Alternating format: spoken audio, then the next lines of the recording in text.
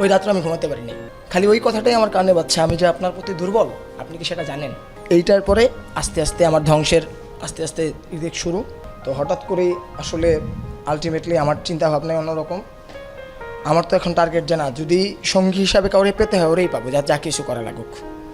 এখন 2-3টা টিউশনি করাই, 4টা টিউশন, 2-3টা টিউশনি করাই এর মুহূর্তে আর কয় টাকাই পাওয়া যায়? মোবাইলে এমবি ভরতেও তো টাকার প্রয়োজন আছে। তো টিউশনি আরও 2টা বাড়াই নিলাম, বাসায় বললাম যে 3টাই করাই, আসলে করাইতাম 5টা। প্রথম মিথ্যা, প্রেম নাকি মিথ্যা দিয়ে শুরু হয়, আমি জানছি প্রেম নাকি মিথ্যা বলতে হয়। প্রথম মিথ্যা হচ্ছে টিউশনি করাতাম 5টা, বলি করাই 3টা, আর বাকি 2টা কি এমবির জন্য। এমবির জন্য? হ্যাঁ, এমবি কিনবো, এই জন্য। কী করবো, আসক্তি হয়ে গেছে, কী করবো, কিছু করার নাই, কথা তো আমাকে বলতেই হবে। কিন্তু একদিন বলতেছে আমি তো আপনাকে আপনার এলাকায় গেলাম, আপনি আমার এলাকায় একটু আসেন। আমি বললাম আপনার এলাকাটা কোথায়?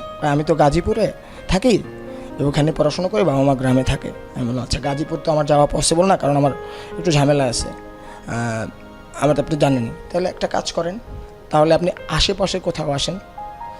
পরে আমাদের এখানে জিয়া উদ্যান, চন্দ্রিমা উদ্যান নামে একটা জায়গা আছে না, ওই জায়গায় আমি ওনারা ইনভাইট করলাম। তো ঠিক আছে, আপনি ওখানে আসেন, ওখানে আমরা কথা বলবো, কোনো সমস্যা নেই। আর হাতে ডিল এমনিতেও আমার জন্য রিস্কি, কারণ কেউ সবাই আমাকে চেনে, কে আবার কোন সময় কোন ভিডিও আমাকে আবার করবে, ব্ল্যাকমেল করবে, বন্ধু বান্ধবের তো অভাব নেই।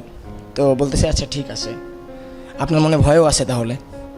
মানে প্রত্যেকটা কথায় একটা একটা করে মজা দিত আর কি, কীভাবে মানুষকে গ্র্যাপ করতে হয়। আমি সারা জীবন মানুষকে গ্র্যাপ করছি, আর উনি আমাকে কীভাবে গ্র্যাপ করতেছে। আমি বুঝতেছি যে I am in a trap, but আমার কিছু করার নাই, আমি মনে হয় হিপনোটাইজড হয়ে গেছি, এমন একটা অবস্থা। পরে বললাম, পরে চিন্তা করলাম আমি তো ট্র্যাপে পড়ে যাচ্ছি, আবার মনে মনে ভাবতেছি এটা তো মধুর ট্র্যাপ, এটা তো হানি ট্র্যাপ, এটা তো মধুর ট্র্যাপ, হানি ট্র্যাপ। হানি ট্র্যাপ, ওই হানি ট্র্যাপ ওই অর্থে না, আমার জন্য প্রেমের মধুর ট্র্যাপ আর কি। তারপর বলতেছি আচ্ছা ঠিক আছে, দেখা যাক।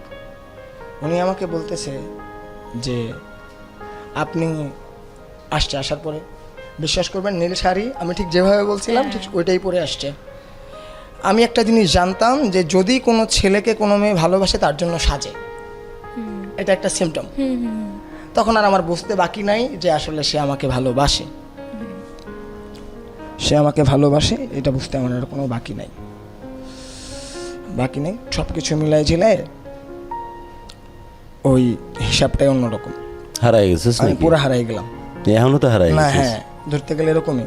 পরে দেখে আমার শান্ত ভাবতেছিল না? না, আমার চোখ, আমি এখনো আমার চোখে আমি ওনাকে দেখতে পাচ্ছি যে দেখলাম আমরা লস্ট হয়ে গেছি। আমার বুঝলাম যে 2-5-10 সেকেন্ড লস্ট ছিল। হ্যাঁ, এরকম সুন্দর করে আমি মানে কি বলবো, ওনারে দেখতেছিলাম। কয় কি আমাকে কি প্রশংসাও করবেন নাকি শুধু দেখতেই থাকবেন? আমি কই চোখের ভাষা যে বুঝতে পারে না সে তো প্রেমিকা হতে পারে না। স্ট্রেট ফরওয়ার্ড বলছি, চোখের ভাষা বুঝতে হবে। প্রেমের প্রথম পর্ব হচ্ছে চোখের ভাষা বুঝতে হবে, পূর্ব রাগটাকে বুঝতে হবে। পরে বলতেছে আমাকে একটু শেখাবেন, আমি কই শেখাতেই আসছি। এই কথা কিন্তু আমরা কিন্তু কেউ কাউরে এখন ওই পর্যন্ত আই লাভ ইউ বলিনি, আমাদের মধ্যে প্রেমের অলরেডি আনঅফিসিয়াল হয়ে গেছে যে প্রেমিকা হতে পারে না। আমাকে একটু শেখাবেন, আমাকে শেখাতেই আসছি, এতটুকুর মধ্যেই আছে। থাকার মধ্যে হঠাৎ করেই আমারে বলতেছে আপনি আমার জন্য কী করতে পারবেন? আমি কী করতে বলেন? বলে আচ্ছা আমি কিন্তু কঠিন পরীক্ষা দিব। আমি বললাম আচ্ছা ঠিক আছে, কঠিন পরীক্ষা দিব। কয় ঠিক আছে, একটা কাজ করতে হবে আপনার। বলে কি? কয় ওই যে ভিক্ষুকটা দেখছেন? আমি কই হ্যাঁ। কয় ওর এই গেঞ্জিটারে আপনি পরবেন, পরে তারপরে ওর যে ইয়েটা আছে, আর আপনার এই প্যান্টটা থাকবে, প্যান্টের পাশাপাশি আপনি পরে আমার কাছে ভালোবাসা ভিক্ষা চাইবেন, পারবেন?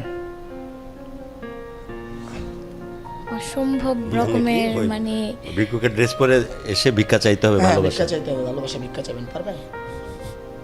আমি মানে কিছুক্ষণের জন্য বললাম যে কি আবদার করলো, এটা তো আসলে অদ্ভুত আবদার, প্রথম মিটে অদ্ভুত আবদার। আমি বললাম এত ছোট পরীক্ষা দিলেন, আমার তো আমার ভারসাম্যটাকে ধরে রাখতে হবে, এই জন্য বললাম এত ছোট পরীক্ষা দিলেন, আমি তো আরও বড় কিছু আশা করছিলাম। আচ্ছা তাই বুঝি, ঠিক আছে ওকে, এটাই করে দেখান আপাতত। ওই মুহূর্তে আর এক মুহূর্তে ভাবি নাই, আমি সরাসরি এটা করছি। ভিক্ষুকে কনভিন্স করলে কিভাবে? হ্যাঁ, যে বললে যে আপনাকে গেঞ্জিটা দেন একটু পরি। হ্যাঁ, ওনাকে গেলাম, সামনে গেলাম যে জনাবা আপনার ভালোবাসা, পরে দরখাস্ত আকারে মানে জনাবা ভালোবাসার ভিক্ষা চেয়ে আবেদন, বিনীত নিবেদন এই যে আমি আপনার অত্যন্ত কৃতজ্ঞ এবং যত্ন সহকারে আপনাকে হৃদয়ে লালন করা একজন প্রেমিক। আপনি আপনার দীর্ঘদিন আপনাকে কথাগুলো বলার জন্য চেষ্টা করছি, কিন্তু বলতে পারছি না। দয়া করে আপনার যদি আপনার প্রতি আকুল আবেদন, আপনি আমার প্রেমটাকে বিবেচনা করে আমাকে আপনার প্রেমিকের খাতায় অন্তর্ভুক্ত করবেন। সময় পেয়ে আমি সুন্দর করে দরখাস্ত করে দিলাম, সাথে সাথে দরখাস্ত অ্যাকসেপ্টেড, কথাবার্তা বললো, এরপর চলে গেল। ওই দিনের সর্বশেষ বললো যাক আমার জীবনে যা চাওয়া ছিল তা পেয়ে গেলাম। তো আলটিমেটলি হঠাৎ করে এই ঘটনা, দ্বিতীয় দিন এরকম বলতেছে আমি তো তোমাকে এভাবে কথা বললো, কিছুদিন কথা চললো, কথা চলার পরে কিছুদিন পরে বললো আমরা আবার দেখা করি।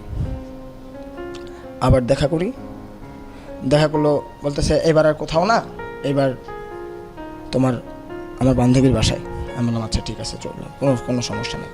আর একটা বান্ধবী ছিল মোহাম্মদপুরেই, ওই সাইডে একটা বান্ধবী ছিল, বান্ধবীর বাসায় দেখা করলাম। আর বান্ধবীর বাড়ি গেল। তারপরে আমার বলতেছে আজকে আরেকটা পরীক্ষা আছে তোমার জন্য। পরে বলতেছে কি আমি কি পরীক্ষা? গুপ্ত ইচ্ছার কথাটা তো তুমি ভুলে গেছো মনে হয় নাকি? না, তখন গুপ্ত ইচ্ছাটা পূরণ হয়েছে, পরে গুপ্ত ইচ্ছাটা পরে পূরণ হয়েছে, বান্ধবীর বাসার পরের কাহিনী।